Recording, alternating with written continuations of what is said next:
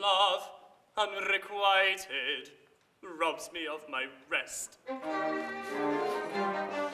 Love, hopeless love, my ardent soul encumbers.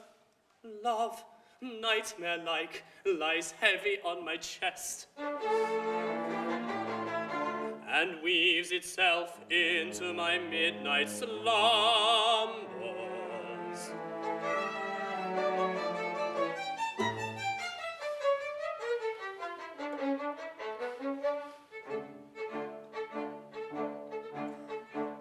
When you're lying awake with a dismal headache and repose is tabooed by anxiety, I conceive you may use any language you choose to indulge in without impropriety. First your brain is on fire, the bedclothes conspire of usual slumber to plunder you. Next your counterpane goes and uncovers your toes, then your sheet slips demurely from under you. Next your blanketing tickles, you feel like mixed pickles so terribly sharp as the pricking.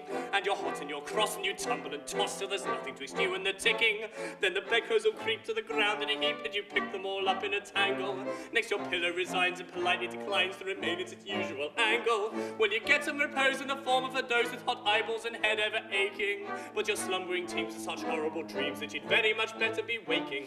For you dream you're crossing the channel and tossing about in a steamer from Harwich, which is something between a large bathing machine and a very small second-class carriage. When you're giving a treat, penny ice and cold meat to a party of friends and relations, they're a ravenous horde and they all came aboard at Sloane Square and South Kensington stations. Then bound on that journey you find your attorney. He started that morning from Devon. He's a bit undersized and you don't feel surprised when he tells you he's only 11. When you're riding like mad with this singular lad, by the by the ship's now a four-wheeler, and you're playing round games and he calls you bad names when you tell him the tides pays the dealer.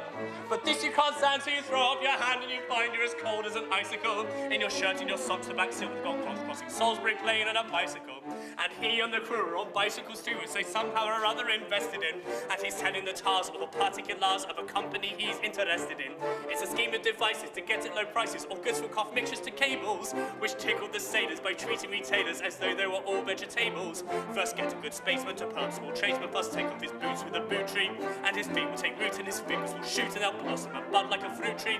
From the green grocer tree you get grape and green pea, cauliflower, pineapple and cranberries, and the pastry cook plant cherry brandies will grant apple puffs and three corners and banberries. The shares that are penny and ever so many are taken by Rothschild and Baring, and just as a few are allotted to you, you awake with a shudder despairing. Cranking your neck and on your your heads on the floor, and you have needles and pins for your soles to your shins, and your flesh is a creepy and left as you sleep, and you crumple your toes, and a fly in your nose, and a fluff in your lung, and a feverish tongue, and a thirst, and attended to general sense that you have been sleeping in clover. Now the darkness is past, and it's daylight at last, and the night's been long, ditto, ditto, my song. And thank goodness they're both of them over.